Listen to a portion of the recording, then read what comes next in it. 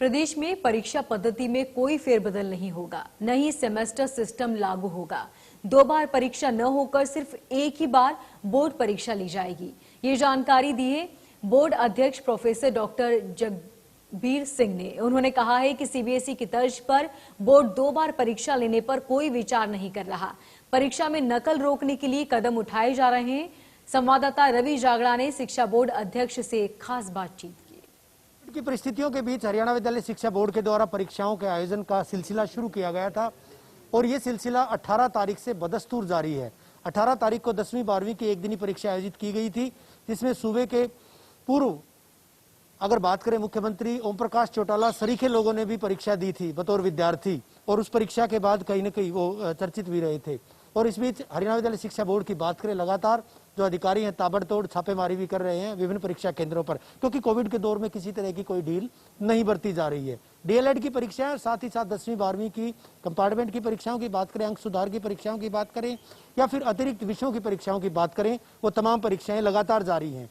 विद्यालय शिक्षा बोर्ड के chairman professor doctor Jagbir Singh ji हमारे साथ हैं और लगातार इसी तरह से पूरे प्रदेश भर का दौरा कर रहे हैं। सर, सबसे पहला सवाल यही कि परीक्षाओं में नकल की जो कुवृत्ति थी खत्म करने के लिए जो कवायद शुरू की गई थी, खासतौर पर कोविड के दौर में कितने कारगर साबित हुई? हरियाणा विद्यालय शिक्षा बोर्ड की परीक्षाएं 18 अगस्त से लेकर के 3 सितंबर तक रखी गई थी।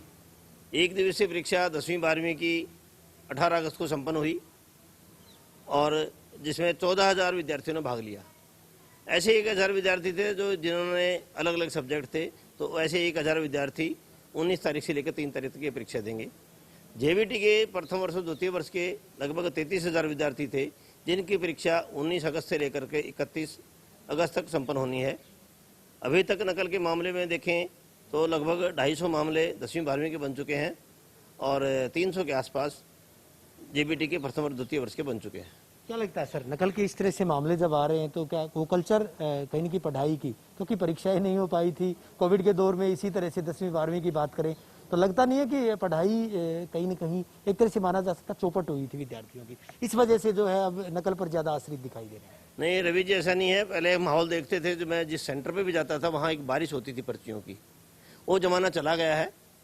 अब विद्यार्थी सामान्यतः जो गलती करता है उसकी सजा तो मिलती है, तो बोर्ड ने उसके लिए नियम भी बनाए हैं। जो नकल की किस प्रकार का केस होगा, नकल सिद्ध होगी तो 2 वर्ष के लिए डीबार होगा, और कोई इलेक्ट्रॉनिक मीडियम का उपयोग करता पाएगा तो 3 साल के लिए डीबार होगा, और सामान्यतः 100 वर्ष के लिए डीबार होगा। इस प्रकार की सजा भी बोर्ड ने तय की है। इस कारण से नकल के मामले कम ही आ रहे हैं। बहुतायत में ऐसे मामले आते थे, इलेक्ट्रॉनिक डिवाइसेज की बात करें, इक्का दुक्का मामले अब भी आ रहे हैं सर, तो ऐसे मामले और साफ तौर पर कहा जाए कि प्रतिरूपण के जो मामले हैं, इम्पर्सोनेशन के मामले, वो बेहद कहीं न कहीं पेचीदा होते हैं विद्यालय शिक्षा बोर्ड के लिए, क्योंकि कार्रवाई कम ही हो पाती है ऐसे मामलों में। ऐसे में इसके लिए किस तरह का कोई? पिछले वर्ष हमने सजा को दोगुना किया है। 1 साल की सजा उसमें 2 साल किया है, 2 साल वाले को 3 साल किया है।